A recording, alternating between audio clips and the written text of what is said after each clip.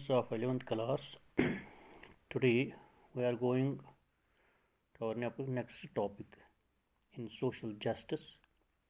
As you know, we were discussing in class social justice, concept of social justice in Indian Constitution. Our today's topic is what measures have been taken in India to secure social justice to its citizens.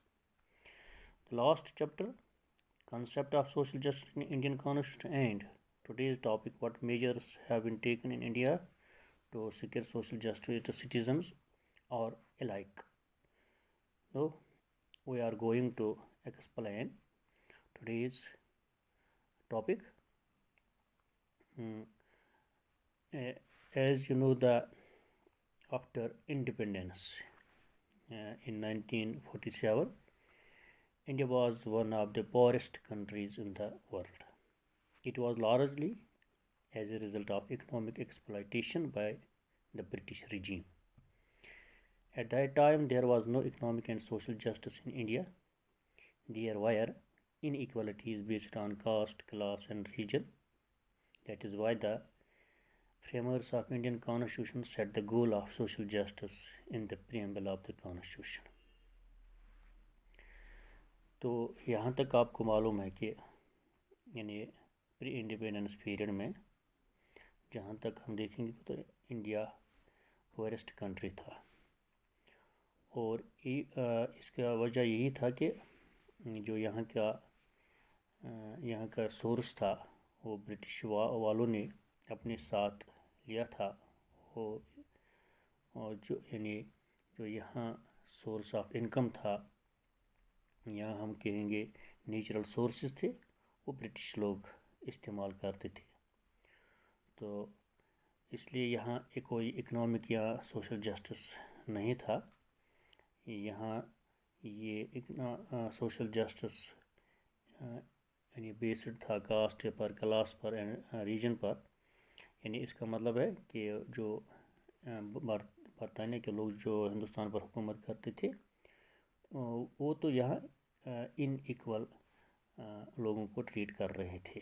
यानी उनके ज़माने में वो लोग उसी class को तरजीह देते थे जो उनके साथ थे, या कि उस रीजन को तरजीह देते थे जो उनके साथ थे, चाहे यानी उनमें उनके चाहने वाले उन्हीं को वो तस्लीम करते थे। यानी वो लोग आम लोगों को सोशल जस्टिस प्रोवाइड नहीं करते थे। तो इसीलिए हिंदुस्तान का जब कानून बन गया, हिंदुस्तान का जब आइन बन गया, तो उनका मकसद ये था कि हम लोगों को सोशल जस्टिस प्रोवाइड करेंगे। तो उनमें सबसे पहले जो सोशल जस्टिस था, जो हमने कल में टॉपिक में भी एक्सप्लेन किया है, और उसमें यानी सबसे पहले जो बात थी वो है अनटचेबिलिटी एबॉलिश्ड। यानी जो फर्स्ट मेजर है सिक्योर का सोशल जस्टिस करने के लिए अपने सिटीजन्स को, वो है नंबर 1 पे untouchability abolished. Untouchability has been a bane of Indian society. Social justice is impossible to achieve where untouchability is practiced in any form. Article 17 abolishes untouchability, and it is practiced in any form is forbidden. This article was further strengthened by the Untouchability Offences Act 1995. It provided punishment for refusing admission to places of worship, restaurants, hotels, hospitals and public wells. यानी जैसे आप जानते हैं कि जो untouchability जो था, हिंदुस्तान के आईन ने उसको बैन करार दिया। यानी अगर ये प्रैक्टिस का ये हो रहा है तो वो पुनिशेबल है। तो आर्टिकल 17 यानी ये इसको फॉरबिड करता है अनटचेबिलिटी को। यानी जहाँ कहीं भी इसका प्रैक्टिस होता है तो वो लोग ऑफेंस कर रहे हैं। यानी ऑफेंस जो करता है तो उसको पुनिश मिलता है। तो इसलिए یہ انٹچیبلٹی جو تھا یہ ایبالش کیا گیا تھا. یعنی ہندوستان کے سماج میں، خاص کر کے ہندو دھرم کے سماج میں جو برہمنز اور شودراز جو ان کے درمیان جو ایک ان ایکوالٹی تھی، انٹچیبلٹی تھی، انہوں نے خود قائم کر رکھی ہے، تو اس کو ختم کیا گیا ہے. اور جو بھی یہ پریکٹس کرتا ہوگا اس کو بھی پنش ملتا ہے. تو جب یہ فاربڈن کیا گیا، دیٹ مینس جو اس کی کرنے والے ہیں، پریکٹس کرنے والے ہیں، تو ان کو وہ تو افینس کر رہے ہیں. تو اس کو اور بھی مضبوط کیا گیا، یعنی اس کو ایک ایکٹ بنایا گیا، انٹچیبلٹی ایکٹ 1995 میں.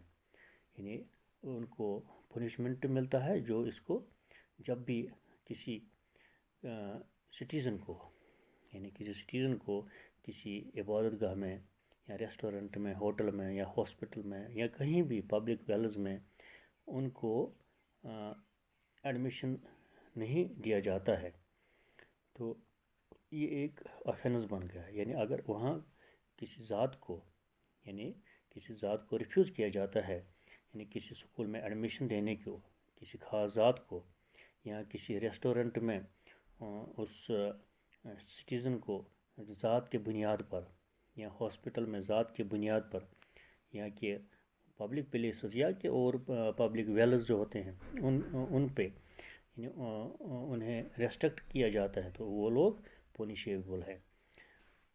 اس طرح سے ہندوستان میں انٹچیبلٹی جو ہے ایبالش کیا گیا ہے قانون کے ذریعے سے. تو دوسرا جو میجر ہے تو وہ equal access to public places. یعنی all the citizens of India, irrespective of their caste and creed, have an equal access to public places like parks, hotels, places of entertainment, roads, and the use of wells, tanks, bathing gardens, etc. یعنی ہر ایک citizen کو، جو بھی Indian citizen ہے، اس کو وہ کہیں بھی جا سکتا ہے، یعنی کہیں بھی وہ پہنچ سکتا ہے، کہیں بھی بیٹھ سکتا ہے، کسی بھی پارک میں، کسی بھی ہوٹل میں، کسی بھی جگہ، کسی بھی انٹرٹینمنٹ میں، یا روڈ استعمال کر سکتا ہے، یا کہ کنواں استعمال کر سکتا ہے، یا کہ کوئی بھی یعنی باتھنگ پلیس ہے وہ استعمال کر سکتا ہے ہر ایک شہری. یعنی یہ that means equal access to public places, یعنی آل سٹیزنز آف انڈیا، یعنی بغیر کسی ذات پات کے وہ لوگ ان جگہوں پہ جا سکتے ہیں، ان چیزوں کو استعمال کر سکتے ہیں. یعنی اگر یہ تو ہم نے پہلے ہی پڑھا کہ اگر ان جگہوں پہ کسی کو منع کیا جائے، کسی خاص ذات کو، تو ان کو انٹچیبلٹی کے ایکٹ کے تحت اس کو سزا ملتی ہے. تو تیسرا جو ایکسس ہے سوشل جسٹس کو سیکیور کرنے کے لیے وہ ہے scheduled casts and scheduled tribes. Indian government has taken special steps to improve the economic conditions and social status of the scheduled castes and scheduled tribes. Reservations have been made in the services for the scheduled castes and scheduled tribes. Seats have been reserved for them in the parliament and the state legislatures. The community development schemes have also been extended to the Harijans to remove social and economic inequalities. The scheduled castes and scheduled tribes have been given professional treatment in schools, colleges, and employment. یعنی schedule cost اور schedule tribe. Schedule cost جو آپ جانتے ہیں کہ جو برہمنز and ہاریجنز وغیرہ جو ان کے درمیان جو تضاد ہے، تو اس کو انٹچیبلٹی کے تحت ختم کیا گیا ہے. دوسرا ہم کہیں گے شیڈولڈ ٹرائبس، یعنی یہ ایک ٹرائب ہوتا ہے جنہیں ریزرویشن دیا جاتا ہے. اس میں ہمارے گجر بکروال بھی آتے ہیں، اور دور دراز کے لوگ، پہاڑوں پہ رہنے والے لوگ، یا کہ ہم کہیں گے बॉर्डर्स के रहने वाले लोग या किसी खास ज़ात से ताल्लुक़ रखने वाले लोग उन्हें रिज़र्वेशन दी जाती है, यानी उनको चाहे सर्विस हो या कि कोई एडमिशन हो किसी भी प्रोफेशनल कॉलेज में, स्कूल में, तो हर जगह उनके लिए एक ख़ास परसेंटेज के तहत मखसूस किया जाता है, यानी उन्हें अलग से उन्हें वहाँ मेरिट दिया जाता है, तो वो लोग वहाँ आसानी से एडमिशन हासिल कर सकते हैं, क्योंकि वो इन्हीं सोशल कास्ट और शेड्यूल ट्राइब्स के लिए मखसूस सीटें होती हैं। तो उन्हीं मखसूस सीटों के लिए उन्हीं लोगों को ही वहाँ एडमिशन दिया जाता है या कि उन्हें किसी इस एम्प्लॉयमेंट दिया जाता है। तो ये हमारे इस सोशल जस्टिस में जो मेजर्स हैं, इन्हें सिक्योर करने के लिए, यानी इसको जो हम कहते हैं कि सोशल जस्टिस को सिक्योर करने के लिए जो मेजर्स लिए गए हैं, यानी फॉर इट सिटीजन्स, तो इसमें ये भी सोशल कास्ट और शेड्यूल ट्राइब भी है। तो चौथी की बात करेंगे जो है अबॉलिशन ऑफ ज़मींदारी। जैसे कि ज़मींदारी सिस्टम जो था, यानी पहले ये लोग जागीरदाराना निज़ाम जो था वो ख़त्म किया गया था। जागीरदाराना निज़ाम जो आपने पढ़ा है उसको ख़त्म किया गया, तो ज़मीन उन्हीं को दी जाती है अब जो इसमें काश्त करता है। ये सिस्टम भी ख़ास करके हम आपको बताएंगे जम्मू कश्मीर में भी हुआ था। तो शेख अब्दुल्ला के ज़माने में तो उसने ये सिस्टम ख़त्म किया था डोगरा राज में।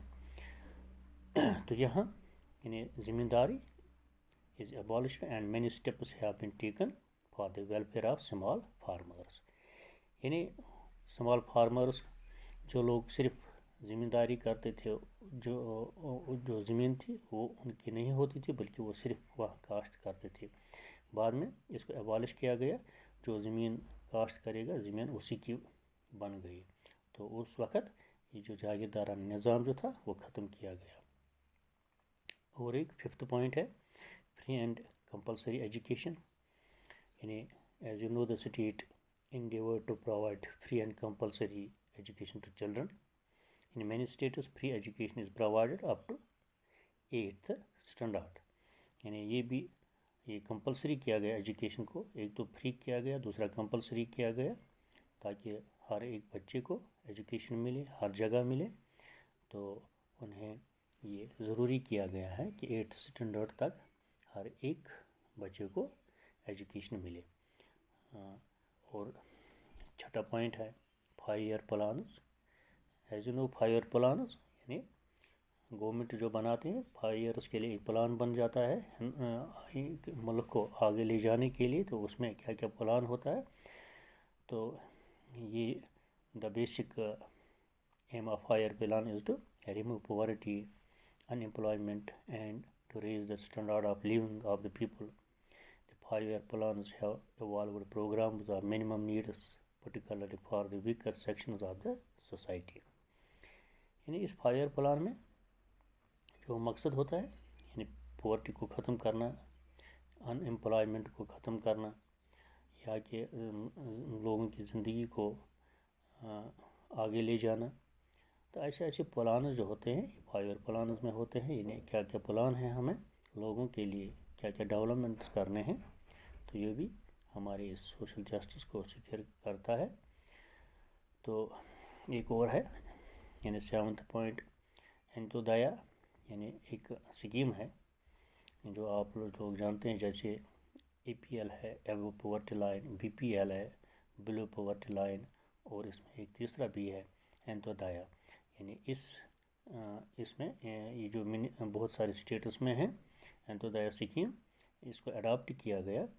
The M of Antyodaya scheme is to help the poorest people so that there minimum needs are fulfilled. यानी जो सबसे ज़्यादा गरीब हैं तो उन्हें ये स्कीम उनके लिए है, ताकि वो कम से कम اپنی زندگی کے ضروریات کو پورا کر سکے.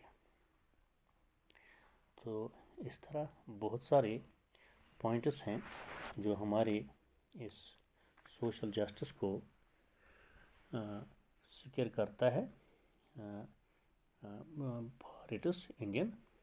For its Indian citizens.